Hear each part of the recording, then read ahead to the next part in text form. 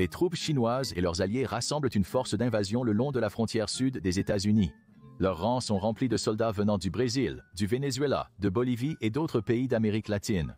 Ces dernières années, les États-Unis ont laissé l'Amérique latine se tourner vers la Chine.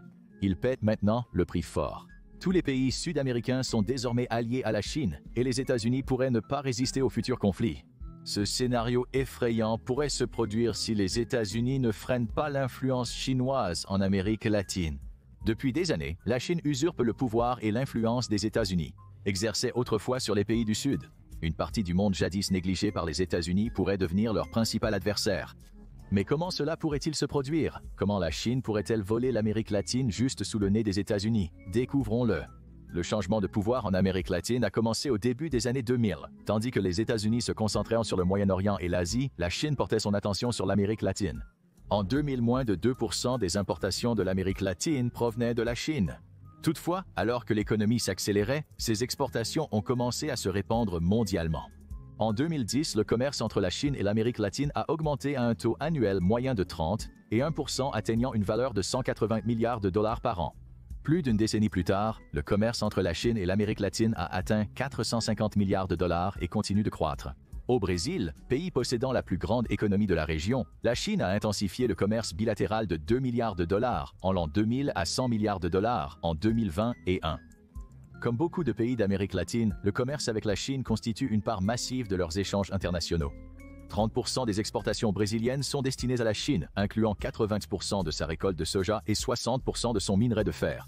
Et cette même histoire se déroule dans de nombreux pays en Amérique latine. Le commerce entre les États-Unis et l'Amérique latine est estimé à presque 2 billions de dollars, mais la croissance de l'influence économique chinoise dans la région pourrait réduire ce chiffre chaque année. Toutefois, il y a plus en jeu que juste de l'argent. Le pouvoir se déplace et, sans vigilance, les États-Unis pourraient voir les gouvernements d'Amérique latine remplacés par des régimes pro-chinois. Mais revenons un instant. Comment en sommes-nous arrivés là? Comment les États-Unis ont-ils permis à la Chine de devenir si influente dans leur région voisine? Cela est dû à la négligence des États-Unis, mais aussi à la stratégie calculée de la Chine, qui a été très bénéfique. La Chine exploite l'Amérique latine pour exporter des matières premières comme le soja, le cuivre, le pétrole et l'huile. Toutes ces choses contribuent au développement industriel de leur économie. La Chine fournit en retour des produits high-tech et autres biens manufacturés. Le Venezuela, l'Équateur, le Pérou, la Bolivie, le Chili, l'Argentine et l'Uruguay participent à l'initiative Ceinture et Route de la Chine, un outil économique et d'influence pour Pékin. La Chine a saisi l'opportunité dès qu'il est devenu clair que l'Amérique latine pourrait servir de centre économique majeur au détriment des États-Unis. Ils ont d'abord investi en Amérique latine. La Chine, en investissant dans les économies en développement, était vue comme un allié pouvant enrichir certains pays d'Amérique latine. Depuis l'an 2000, la Chine a investi plus de 75 milliards de dollars dans le secteur des matières premières en Amérique latine. Cela inclut les raffineries et usines de traitement situées dans les zones riches en charbon, gaz naturel, pétrole et uranium. Avec l'évolution technologique et l'importance croissante des batteries pour les voitures électriques, la Chine a injecté 4,5 milliards de dollars supplémentaires dans la production de lithium au Mexique et dans le triangle du lithium en Argentine, Bolivie et Chili. Plus de la moitié des réserves de lithium connues se trouvent dans ces trois pays. Power Chine gère plus de 50 projets en Amérique latine. Ils fournissent d'importantes ressources et produisent de l'énergie pour de nombreux pays. Malheureusement, ce n'est pas durable, suscitant des préoccupations environnementales, mais les investissements de la Chine en Amérique latine surpassent la dégradation planétaire pour certains gouvernements. Plus la Chine investit d'argent dans les pays à économie en développement, plus elle prend de pouvoir. Des pots de vin peuvent être donnés à des politiciens influents, l'argent a du pouvoir partout. Il y a aussi le fait qu'il est difficile de dire non à une nation qui fournit à votre pays des emplois, des revenus et du commerce. L'augmentation des investissements chinois en Amérique latine facilitait leur influence sur les politiques et décisions économiques. Tout cela s'est passé alors que les États-Unis étaient concentrés sur d'autres parties du monde. Des experts en géopolitique d'Amérique latine avaient averti le gouvernement que si l'Amérique du Sud était négligée trop longtemps, l'influence et les accords commerciaux chinois augmenteraient de manière alarmante dans la région, ce qui s'est effectivement produit. La Banque de développement de Chine finance désormais des projets solaires et éoliens. Ils ont financé la construction de la plus grande centrale solaire d'Amérique latine à Jujuy, Argentine, et de la ferme éolienne de Punta Sierra, Coquimbo, Chili. Comme leader mondial de l'énergie renouvelable, la Chine possède l'expérience pour fournir des contrats bénéfiques pour eux et les pays d'Amérique latine. Les États-Unis fournissent des fonds de développement à plusieurs entreprises d'Amérique du Sud et centrale. Toutefois, bon nombre d'investissements chinois ne contiennent aucune clause et il est souvent nécessaire de respecter certaines réglementations avec les fonds fournis par les États-Unis. Mais la Chine a investi dans bien plus que le secteur de l'énergie. Ils ont aussi spécifiquement ciblé d'autres projets économiques majeurs, gagnant davantage de faveur auprès des dirigeants latino-américains. L'infrastructure est le pilier d'une nation. La Chine le sait car elle a beaucoup investi dans sa propre infrastructure, ce qui est l'une des raisons pour lesquelles elle a pu faire croître son économie à un rythme étonnant. L'Argentine, le Brésil, le Chili, l'Équateur, le Pérou et l'Uruguay sont membres de la Banque asiatique d'investissement pour les infrastructures. C'est un moyen pour la Chine de financer des projets de construction en Amérique latine. Ils ont investi dans les ports, les chemins de fer et les canaux. À l'ère technologique, la Chine a choisi des formes d'investissement plus néfastes. La Chine a financé les pays d'Amérique latine pour le développement du cloud, de l'intelligence artificielle, des villes intelligentes et de la technologie 5G. Huawei est l'une des plus grandes multinationales technologiques chinoises. Elle a investi des tonnes d'argent en Amérique latine et a été accueillie par certains dirigeants, même si les États-Unis ont averti que l'équipement de Huawei pourrait rendre les pays vulnérables aux cyberattaques chinoises. Néanmoins, les offres de la Chine sont souvent irrésistibles, notamment car de nombreux pays d'Amérique latine comme l'Argentine et le Brésil reposent largement sur leur réseau cellulaire. En fournissant l'infrastructure nécessaire à plus de pays, la Chine gagne une perception plus favorable auprès des dirigeants et décideurs d'Amérique latine. La Chine est probablement en train d'extraire des données et d'influencer les nouvelles, médias et publicités vues en Amérique latine. Ils ont très probablement utilisé leurs investissements et infrastructures pour influencer la façon dont les Latino-Américains perçoivent la Chine. Ce sont des choses comme celle-ci qui coûtent de l'argent à la Chine au début, mais qui créent un retour sur investissement qui est bien plus qu'une simple afflux de fonds au fil du temps. Ils ont aussi donné à la Chine plus de pouvoir sur plusieurs pays latino-américains. Un autre investissement majeur que la Chine a réalisé en Amérique latine n'est pas ce que vous pourriez penser.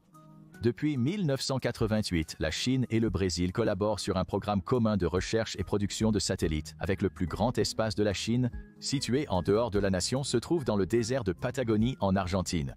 Effectivement, la Chine a financé les programmes spatiaux latino-américains, une utilisation des fonds qui peut sembler discutable, mais qui a été très rentable pour la Chine. Ils ont construit des stations au sol en Bolivie, Équateur et Venezuela. Chaque nouvel investissement en Amérique latine apporte un afflux d'argent et d'emplois pour les citoyens du pays. Quand les temps sont durs, les gens ne se soucient pas vraiment d'où viennent leurs emplois tant qu'il y a du travail. Cela étant dit, tout accord avec la Chine comprendra presque toujours un élément qui renforce la position de Pékin dans le pays. Que ce soit par la dette ou l'influence politique, les États-Unis sont de plus en plus préoccupés car les politiques en Amérique du Sud semblent être davantage façonnés par l'influence de la Chine. Les investissements, y compris dans les programmes spatiaux, impliquent probablement des pots de vin pour les politiciens indulgents envers les pratiques chinoises en Amérique latine. Cela pourrait aussi leur permettre d'installer des personnes au pouvoir contrôlable par la Chine à l'avenir. Plus les dirigeants ou les économies entières sont endettés, à la Chine, plus ils auront de pouvoir dans la région. La pandémie de coronavirus disease a également offert à la Chine une opportunité unique en Amérique latine. Dans la course à l'acquisition de masques et équipements de protection individuelle, la Chine a envoyé ses ressources essentielles aux pays d'Amérique latine pour renforcer ses relations. C'est affreux que l'on se serve de la vie des gens pour influencer, mais c'est notre monde. Alors que les États-Unis luttaient pour obtenir assez d'équipements de protection, la Chine pouvait livrer des masques et des kits de test à d'autres pays mondialement. Maintenant, comme beaucoup de choses avec la Chine, les choses ne sont pas toujours ce qu'elles semblent être. Le Centre pour le contrôle et la prévention des maladies rapporte qu'il y a eu plus de 1,1 million de décès liés au coronavirus disease aux États-Unis, alors qu'il n'y a environ que 120 000 décès du coronavirus disease en Chine. Le chiffre chinois est manifestement imprécis. Le gouvernement a instruit les médecins de ne pas indiquer le coronavirus disease comme cause de décès sur les certificats. Ils n'ont tout simplement pas signalé de nombreux décès dus au coronavirus disease dans le pays. Cela signifie que la Chine n'est pas particulièrement soucieuse de la transparence sur sa gestion de la pandémie. Ce qui les préoccupait, c'était l'image de la Chine pendant la crise. Il est probable que des millions de personnes sont mortes pendant la pandémie à cause des confinements sévères et des réponses inadéquates dans plusieurs régions de la Chine. Cependant, plutôt que de fournir à leurs propres citoyens des masques et des équipements de protection individuelle, la Chine les expédiait à travers le monde pour stimuler leur économie tout en utilisant simultanément ces fournitures vitales pour ouvrir de nouveaux accords commerciaux et augmenter leur influence dans certaines régions. En octobre 2020, seulement quelques mois après l'arrêt mondial dû au coronavirus disease, la Chine avait livré 179 milliards de masques, 1,73 milliard de combinaisons de protection et 543 millions de kits de tests à 150 pays différents à travers le monde. Il est incertain quelle part de cet équipement est restée en Chine pour lutter contre le virus, mais il semble improbable que la Chine soit principalement motivée par l'altruisme. Il est bien plus probable que la Chine ait profité de la situation pour faire paraître Pékin plus favorable aux autres gouvernements. Tous les pays n'ont pas été traités équitablement. Les nations d'Amérique latine que la Chine considérait comme des investissements plus stratégiques ont reçu plus d'équipements, tandis que d'autres en ont reçu moins, même si elles avaient autant besoin des équipements de protection individuelle et des machines de test. En Amérique latine, la pandémie a favorisé la Chine pour gagner en influence diplomatique au détriment des États-Unis. Malgré sa gravité, la pandémie a accru la dépendance de l'Amérique latine à la Chine. Une excellente nouvelle pour Pékin, mais terrible pour tous les autres. Au même moment où de nombreux gouvernements ont pratiquement fermé, la Chine a continué à acheter du bœuf en Uruguay, du cuivre au Chili, du pétrole en Colombie et du soja au Brésil. Cela a permis à ces pays de braver la tempête tout en les endettant plus envers la Chine. Même pendant et après la pandémie, la Chine a persisté à investir en Amérique latine. En 2020, la majorité des 17 milliards de dollars investis et prêtés par la Chine a été destinée à l'Amérique du Sud. La Banque d'exportation et d'importation de Chine a prêté 137 milliards de dollars au gouvernement d'Amérique latine en échange de l'huile pour alimenter leur économie. Toutefois, la Chine n'a pas encore une fois fourni d'aide financière à ses gouvernements pour surmonter les périodes difficiles. Au lieu de cela, il y a des plans beaucoup plus sinistres en jeu. Considérez le Venezuela. Il a emprunté plus d'argent à la Chine que toute autre nation d'Amérique latine. Le Venezuela doit plus de 60 milliards de dollars à la Chine et ne peut pas rembourser. Cela a créé ce qu'on appelle un piège de la dette qui conduira le pays à faire défaut sur ses paiements. Le Venezuela est essentiellement à la merci de la Chine. Pékin peut maintenant négocier tout plan de remboursement souhaité. Le gouvernement vénézuélien est impuissant à ce sujet. La Chine a rendu certains pays d'Amérique latine presque totalement dépendants de son commerce. 39% des exportations totales du Chili vont en Chine. Si Pékin veut quelque chose du gouvernement chilien, il lui suffit de menacer d'arrêter d'acheter ses produits, et le Chili devra céder aux exigences de la Chine ou subir les conséquences d'un effondrement économique. Encore une fois, les experts ont averti à la fois les États-Unis et les pays d'Amérique latine des dangers de laisser la Chine accroître son pouvoir et son influence dans la région, et il est peut-être maintenant trop tard pour arrêter la croissance du contrôle de la Chine sur la région. Il y avait donc 3 principales raisons pour lesquelles la Chine a pu dérober une grande partie de l'Amérique latine aux États-Unis. D'abord, ils ont massivement investi et prêté de l'argent, endettant les gouvernements ou influençant leurs décisions stratégiques. Deuxièmement, ils ont tiré profit des nations en difficulté, avant, pendant et après la pandémie, en les rendant fortement dépendantes de la Chine. Ils ont profité de l'attention des États-Unis sur l'Asie-Pacifique et le Moyen-Orient pour renforcer leur pouvoir et influence en Amérique latine. Il y a également eu plusieurs faux pas ces dernières années de la part du gouvernement des États-Unis qui ont poussé l'Amérique latine dans les bras de la Chine. L'administration Trump a limité les échanges commerciaux avec une bonne partie de la région et modifié l'accord de libre-échange nord-américain, le rendant moins avantageux pour certains pays latino-américains. Durant l'administration Obama, le commerce dans l'hémisphère occidental a été moins privilégié, pendant que la Chine intensifiait ses investissements en Amérique latine. Durant 2 mandats, des experts ont souligné l'urgence pour les États-Unis de se recentrer sur l'Amérique latine face à une Chine devenue un rival stratégique et gagnant rapidement en influence. Malheureusement, ces avertissements ont été ignorés comme par le passé. Maintenant que nous savons comment la Chine a volé l'Amérique latine aux États-Unis, remontons dans le temps. Depuis des décennies, les États-Unis contrôlent fermement l'Amérique latine, qui est maintenant en déclin. En 1823, les États-Unis ont élaboré la doctrine Monroe pour stopper l'influence européenne dans les Amériques. À ce stade, l'hémisphère occidental dominait le monde principalement sans contestation. Cela changerait évidemment à l'avenir. Durant la guerre froide, les États-Unis ont redirigé leur attention vers l'Amérique du Sud pour prévenir la propagation de l'influence communiste proche de leurs frontières. Cela n'a pas réussi partout. Cuba s'est solidement allié à l'Union soviétique. La Chine n'était pas encore menaçante. Cette période a vu les États-Unis renforcer leur emprise sur l'Amérique latine et éloigner les puissances non occidentales de l'hémisphère occidental. Pendant la guerre froide, plusieurs dirigeants autoritaires ont émergé en Amérique latine. L'Agence centrale de renseignement a appuyé des coups d'État tandis que la population a renversé des régimes oppressifs. Mais les gouvernements de nombreux pays de cette partie du monde étaient toujours rongés par la corruption et le règne autoritaire. Récemment, de nombreuses nations latines ont adopté des élections plus démocratiques. Cependant, il arrive souvent que des acteurs en coulisses soutiennent certains candidats. Par exemple, la Russie et les États-Unis ont soutenu différents candidats aux élections vénézuéliennes de 2018. La Russie a envoyé le groupe Wagner, des mercenaires, dans la région pour protéger le président Nicolás Maduro face aux protestations de l'opposition soutenues par les États-Unis. Quand la Russie intervient en politique étrangère, on peut être sûr que la Chine s'intéresse à ce qui se passe. La Russie a habituellement une intervention plus directe et publique dans les affaires étrangères, alors que la Chine agit souvent discrètement pour influencer la politique et atteindre ses objectifs. Ainsi, tandis que la Russie finançait potentiellement des candidats autoritaires en Amérique latine et leur apportait un soutien, la Chine endettait des gouvernements entiers envers Pékin, favorisant leur dépendance à elle. En 2017, la Chine a ciblé le Panama, un pays crucial pour le commerce en Amérique latine. C'est à cause du canal de Panama qui permet aux navires de passer entre les océans Atlantique et Pacifique sans avoir à faire le tour de la pointe sud de l'Amérique. Environ 270 milliards de dollars de marchandises passent par le canal chaque année, ce qui est une somme d'argent stupéfiante. C'est en 2017 que le président Xi a visité le pays et proposé 16 accords différents au gouvernement panaméen. Xi voulait utiliser la position du Panama pour accroître le commerce et l'influence chinoise dans la région. Un plan encourageant le commerce et favorisant la coopération régionale a été établi.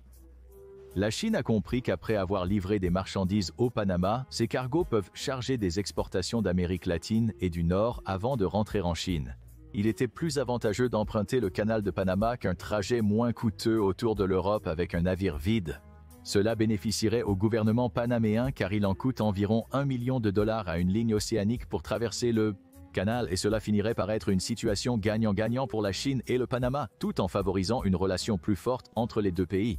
Dans cette situation, les États-Unis ont compris. Ils se sont beaucoup inquiétés de ce que cela signifierait si la Chine influençait la politique et les décisions du Panama, alors le gouvernement des États-Unis a exercé d'énormes pressions sur le Panama pour les éloigner d'un accord avec Pékin. En juin 2019, le groupe d'action financière des États-Unis a inscrit le Panama comme un pays qui ne tentait pas sérieusement de stopper le blanchiment d'argent, et le mois suivant, un nouveau gouvernement a pris ses fonctions qui n'étaient pas aussi pro-Chine que l'administration précédente l'avait été. Mais la Chine n'a pas renoncé à ses désirs panaméens. Le canal de Panama a officiellement ouvert le 15 août 1914. Pendant près d'un siècle, les États-Unis contrôlèrent les allées et venues du canal en coulisses, et parfois de manière pas si subtile. Dans les années 1940, le département du commerce américain a instauré une zone de libre-échange à Colón, Panama, près de l'entrée du canal. La zone de libre-échange de Cologne, connue pour permettre à des firmes américaines telles que Gillette, Coca-Cola et Pfizer de débuter leurs opérations en Amérique latine. Aujourd'hui, la domination du gouvernement et des entreprises américaines dans la région est sérieusement menacée. Les produits chinois constituent désormais environ 40% de toutes les importations dans la région. La partie effrayante pour les États-Unis est que ce nombre ne fait qu'augmenter. De plus en plus d'entreprises chinoises exploitent la zone de libre-échange de Cologne pour pénétrer les marchés latino-américains, pendant que les navires et marchandises chinois transitent de plus en plus par le canal de Panama pour le commerce avec la Chine. Cela n'est pas surprenant car il est logique que les entreprises chinoises s'installent dans la zone de libre-échange de Cologne et profitent des ports là-bas, mais à mesure que l'influence chinoise grandit au Panama, l'emprise des États-Unis sur la région diminue. Pour l'instant, les États-Unis ont encore une présence dominante, mais cela pourrait changer à tout moment, car la Chine semble ne pas vouloir relâcher ses efforts pour augmenter son influence au Panama et dans ses environs. Depuis 2017, lorsque le groupe China Land Bridge a acheté l'île Margarita pour construire le port de conteneurs en eau profonde de Panama-Cologne, le gouvernement américain est devenu particulièrement préoccupé. Anciennement une base militaire américaine, cette zone est désormais un front économique et diplomatique contre les États-Unis. La construction du port coûterait plus d'1 milliard de dollars, illustrant la stratégie chinoise en Amérique latine. Après la finalisation de l'accord, davantage de politiciens américains ont pris conscience de la puissance accrue de la Chine dans la région.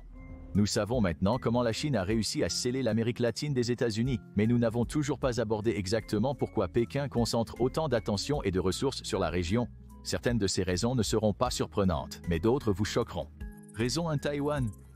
Il peut sembler étrange qu'une île nulle part près de l'Amérique latine soit l'une des principales raisons pour lesquelles la Chine a tant insisté pour renforcer sa position dans la région. Vous serez surpris d'apprendre que c'est une raison majeure de l'expansion de la Chine dans l'hémisphère occidental.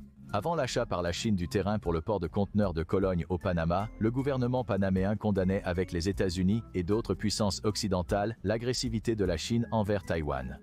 Toutefois, après la conclusion de l'accord, le Panama avait une vision très différente sur le sujet.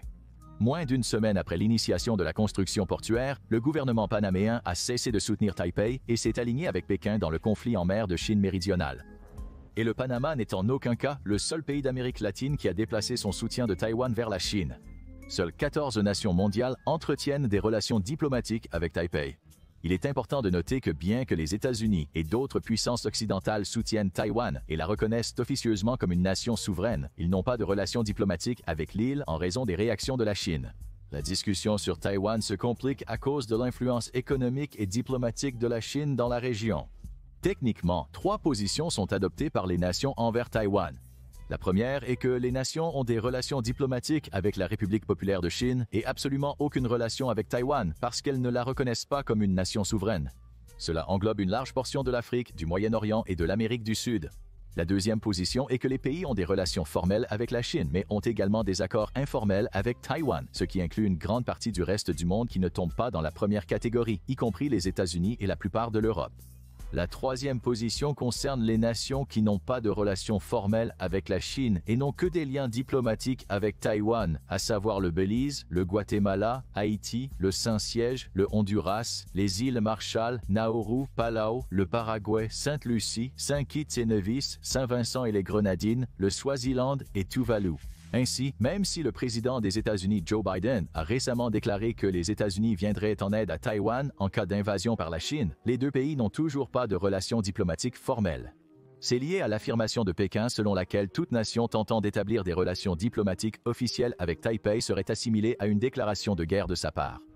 La Chine réussit à isoler Taïwan du reste du monde, et il est très clair que l'objectif principal est de finir par s'emparer de l'île et de la placer sous le contrôle de Pékin. Aussi incroyable que cela paraisse, voler l'Amérique latine permet à la Chine de réaliser exactement cela. Plus Taïwan est isolé, plus il sera facile pour la Chine de s'en emparer à l'avenir.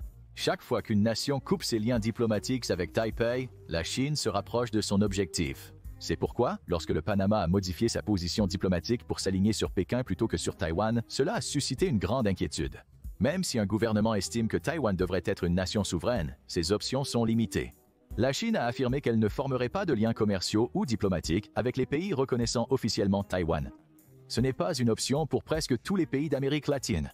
De nombreuses nations sont si dépendantes des importations chinoises et de l'exportation de leurs biens vers la Chine qu'une rupture des relations diplomatiques avec Pékin paralyserait leur économie. C'est ce levier en Amérique latine que la Chine utilise pour isoler encore plus Taïwan. Sur les 21 pays d'Amérique latine, seuls 4 reconnaissent encore officiellement Taïwan, et ce nombre risque de diminuer à 0 car le Paraguay est très endetté envers la Chine, et le Honduras, le Guatemala et le Belize seront probablement influencés par la puissance économique de la Chine à l'avenir. La Chine a tellement de pouvoir économique qu'elle peut inciter les gouvernements à faire ce qu'elle veut en Amérique latine en promettant des investissements et des fonds pour aider leurs économies à croître. Comme mentionné, l'argent parle et la Chine l'utilise pour atteindre ses objectifs en Amérique latine. Accroissement du soft power. Les investissements et le commerce en Amérique latine profitent économiquement à la Chine. Toutefois, leur investissement massif dans la région ne se limite pas seulement à l'argent, mais concerne aussi le soft power. Le soft power est l'habileté à influencer les préférences d'autrui via l'attrait et l'attraction. En gros, la Chine veut être capable de façonner le récit autour d'elle tout en faisant croire aux gens qu'elle fait du bien pour le monde. Cela peut se faire au niveau du gouvernement, mais aussi par l'endoctrinement des citoyens. En façonnant les perceptions du peuple latino-américain, Pékin espère éloigner de nombreux pays de leurs liens étroits avec les États-Unis et les attirer dans une relation positive avec la Chine. La partie folle est qu'ils ont toujours réussi à faire cela, ce qui est l'une des raisons pour lesquelles la Chine a pu voler une grande partie de l'Amérique latine aux États-Unis. De plus en plus de nations et de gouvernements locaux voient la Chine comme une alternative viable aux États-Unis ou à tout pays européen sur lesquels ils comptent. Le président Xi Jinping a visité l'Amérique latine pas moins de 11 fois depuis qu'il a pris ses fonctions en 2013. Ces tournées diplomatiques visent à conclure des accords et démontrer à l'Amérique latine que la Chine peut être un allié et ami. Xi a promis une croissance économique et plus d'emplois pour le citoyen moyen. Il est clair que la Chine ne s'intéresse pas à un agriculteur chilien ou à un homme d'affaires moyen à Mexico, mais en créant l'illusion qu'elle soutiendra ces individus, cela modifie leur perception du monde. Tout ce que Pékin peut faire pour augmenter sa faveur avec l'Amérique latine nuira au contrôle des États-Unis dans la région. La Chine a signé des partenariats stratégiques globaux avec l'Argentine, le Brésil, le Chili, l'Équateur, le Mexique, le Pérou et le Venezuela. C'est la classification la plus élevée qu'elle fait avec ses alliés diplomatiques. Et c'est dans ces nations que l'influence chinoise grandit le plus rapidement alors qu'elle écrit une nouvelle narrative autour des avantages qu'une relation diplomatique avec Pékin peut avoir. Raison 3. Argent. L'expansion chinoise en Amérique latine ne concerne pas seulement le vol de pouvoir aux États-Unis. Il s'agit également de faire de l'argent et de sécuriser des ressources pour permettre à l'économie chinoise de croître. Le premier partenaire commercial de nombreux pays d'Amérique du Sud n'est plus les États-Unis, mais la Chine. Et être le principal partenaire commercial d'un continent entier apporte de grands avantages. Des produits chinois sont distribués à travers l'Amérique latine et beaucoup de ressources naturelles sont envoyées en Chine. Chaque relation diplomatique sécurisée par la Chine offre des avantages économiques. Cela peut se manifester par d'exceptionnelles offres sur le gaz et le pétrole, ou par l'autorisation donnée à la Chine d'exploiter des mines ou de construire des infrastructures sans intervention de régulateurs environnementaux ou de défenseurs des droits de l'homme. Toutes ces choses réduisent les coûts, même si elles entraînent des décès évitables et la destruction de notre planète. Certaines économies en développement d'Amérique latine nécessitent une aide que la Chine est prête à fournir en échange de futurs contrats commerciaux exclusifs. Lorsque la Chine investit dans un pays, ce n'est pas par bonté de cœur, mais parce qu'elle s'attend à un retour sur son investissement à l'avenir. Oui, un avantage est d'affaiblir l'influence des États-Unis dans la région, mais un autre est qu'à mesure que les pays d'Amérique latine deviennent plus forts, cela n'apportera que plus d'argent pour la Chine. Il y a des situations où la Chine cherche à piller les ressources d'un pays, sans souci d'un possible effondrement économique. Finalement, même ces situations se résument à l'argent. Raison 4. Vote de l'Organisation des Nations Unies. Non seulement les États-Unis ont négligé l'Amérique latine ces dernières décennies, mais également la communauté internationale. La Chine a pleinement profité de cela en investissant massivement dans la région. Ils ont reçu beaucoup de soutien diplomatique de structures telles que l'Organisation des Nations Unies. Les votes de plus en plus de pays d'Amérique latine se tournent vers ce que la Chine veut. Cela inclut des nations comme la République dominicaine, El Salvador et Panama qui changent leur point de vue sur la reconnaissance de Taïwan. L'influence de la Chine sur l'Amérique latine a également apporté divers avantages sur la scène internationale. Dans les votes pour désigner des représentants chinois dans des institutions multinationales, les pays d'Amérique latine soutiennent généralement la Chine. Dans les votes sur les normes ou lois internationales, la Chine peut désormais orienter le résultat en sa faveur via son influence sur les pays dépendants d'elle. Il est facile de voir pourquoi la Chine, ayant plus de pouvoir sur l'Amérique latine, inquiète des nations comme les États-Unis et ses alliés, cherchant ardemment à limiter l'influence chinoise. La Chine prenant l'Amérique latine aux États-Unis a désormais des impacts internationaux plus importants. Les États-Unis demeurent l'unique superpuissance mondiale, la Chine ne semblant pas prête à atteindre cette influence prochainement. Cependant, même la seule superpuissance mondiale aura du mal à résister au front uni des nations pro-chinoises et c'est une véritable crise pour les États-Unis et l'une des principales raisons pour lesquelles Washington a redoublé d'efforts pour combattre l'influence chinoise qui se propage à travers l'Amérique latine. Est-ce trop tard? La Chine continue d'accroître son influence internationale. Il y a plus de pays en développement dans le monde qu'il n'y a de pays à revenus élevés. La Chine s'est positionnée comme un investisseur et un allié pour les nations qui ne sont pas aussi économiquement avancées que certains pays occidentaux. Cependant, cela n'est pas fait de manière éthique ou même en tenant compte de l'avenir de la nation. L'injection d'argent de la Chine dans les économies en développement, sans plan de durabilité ou directive sur l'utilisation des fonds, pourrait mener à l'effondrement de ces économies à l'avenir. Néanmoins, la Chine ne s'intéresse qu'au présent. Actuellement, ils cherchent à utiliser leur pouvoir et influence en Amérique latine et mondialement pour modeler les normes et régulations globales à leur profit. C'est pourquoi Pékin a fait de la sécurisation des liens diplomatiques et économiques avec les pays d'Amérique latine une priorité majeure. Si elle obtient le soutien de la communauté internationale, elle diminuera le pouvoir des États-Unis. La Chine est encore loin de cet objectif, et elle devra investir plus d'argent, de temps et de relations en Amérique latine si elle espère créer des alliés formels dans l'hémisphère occidental. Raison 5. Présence militaire. Un sous-produit des investissements de la Chine en Amérique latine est que les nations ayant les liens les plus étroits avec Pékin, ou du moins celles qui sont les plus endettées, ont tendance à pencher vers des formes de gouvernement plus autoritaires. Il n'est pas surprenant que la Chine diffuse non seulement sa richesse mais aussi son idéologie. Il est aussi plus aisé pour un gouvernement autoritaire de collaborer avec un autre, les divergences de points de vue étant moins susceptibles de les entraver. Dans des pays comme Cuba, le Nicaragua et le Venezuela, la Chine a promu et financé des idéologies populistes. C'est parce que ces idées sont plus en accord avec la structure communiste que la Chine utilise chez elle. Cela dit, le communisme en Chine n'est pas le communisme idéal où tout le monde est égal. Au lieu de cela, il est utilisé comme un prétexte pour permettre à une dictature de gouverner la nation. Cela a aussi commencé à se produire dans certains pays d'Amérique latine. Durant la guerre froide, les États-Unis tentaient d'éviter ce genre de changement idéologique. Maintenant, au lieu de l'Union soviétique qui menaçait la sécurité des nations géographiquement proches des États-Unis, c'est la Chine qui a repris les rênes et lance une guerre idéologique très similaire.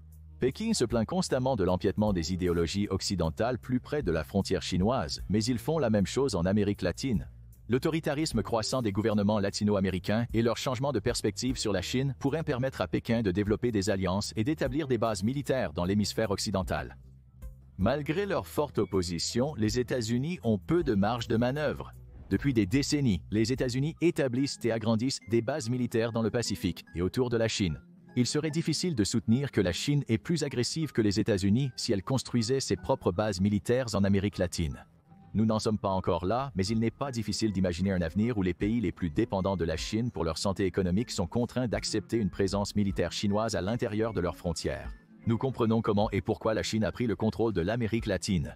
La question devient maintenant, que fait actuellement les États-Unis pour stopper l'expansion de la Chine dans l'hémisphère occidental, et est-il trop tard? L'initiative America Crest a été lancée par les États-Unis en 2018. Alors, elle a été créée pour défier l'initiative Ceinture et Route de la Chine. L'objectif d'America Crest était d'aider les nations d'Amérique latine à attirer des investissements privés tout en suivant des règles de transparence basées sur les meilleures pratiques internationales. Un exemple de cela est la United States International Development Finance Corp, qui prévoyait d'investir $1 milliard dans le secteur privé du Guatemala pour créer des emplois. Les résultats du projet sont toujours en cours, mais le Guatemala n'est pas l'un des pays qui a suscité l'intérêt de la Chine jusqu'à présent. Cela indique que même si les liens entre le Guatemala et les États-Unis se consolident, cela ne permettra pas aux États-Unis de regagner de l'influence auprès des autres pays d'Amérique latine qui se sont alignés avec la Chine. Il est aussi à noter que ces investissements américains sont généralement moins attractifs que les investissements chinois, sans règles ni réglementation. Un gouvernement doit respecter des stipulations pour utiliser l'argent donné. Il ne peut pas l'employer à sa guise. Ces réglementations sont mises en place pour s'assurer que les fonds ne sont pas mal gérés, mais pratiquement tous les gouvernements du monde sont rongés par la corruption. Bien que l'influence de la Chine continue de croître en Amérique latine, il semble que le gouvernement américain ne soit pas préoccupé ou réagisse très lentement, ce qui alarme de nombreux experts des affaires latino-américaines. L'argent et les accords commerciaux proposés par Pékin ne sont pas réalisés de manière durable et entraînent de graves conséquences à l'avenir, comme une dépendance totale à la Chine. Les États-Unis ont un siècle d'accords commerciaux, d'aide et d'investissement en Amérique latine. Ils ont donc déjà une solide base avec de nombreux gouvernements. Il faudra du temps à la Chine pour éroder ces relations, mais elle semble s'en sortir assez bien jusqu'à présent. C'est pourquoi la douceur du pouvoir chinois est si importante. Ils savent qu'ils ne peuvent pas modifier immédiatement la perception de l'Amérique latine, mais avec le temps, ils pourraient réduire la confiance de l'Amérique latine envers les États-Unis et améliorer leur image de la Chine. Il est indéniable que les États-Unis dépensent encore beaucoup plus d'argent pour le développement et l'aide en Amérique latine que la Chine. Toutefois, la Chine peut compenser l'argent dépensé en créant de nouveaux récits, influençant les politiques et contrôlant les réseaux télécoms en Amérique latine. Dans les administrations précédentes, les États-Unis semblaient négliger l'Amérique latine par rapport à d'autres régions, alors que la Chine y investissait davantage. Les gouvernements et les peuples d'Amérique latine ont pris note de cela. Si les États-Unis ne renforcent pas sérieusement leurs liens avec les pays de l'hémisphère occidental, l'Amérique latine pourrait se rallier à la Chine en peu de temps. Découvrez pourquoi la Chine ne deviendra jamais une superpuissance mondiale ou explorez le plan de l'Organisation du traité de l'Atlantique Nord pour une troisième guerre mondiale impliquant la Chine et les États-Unis.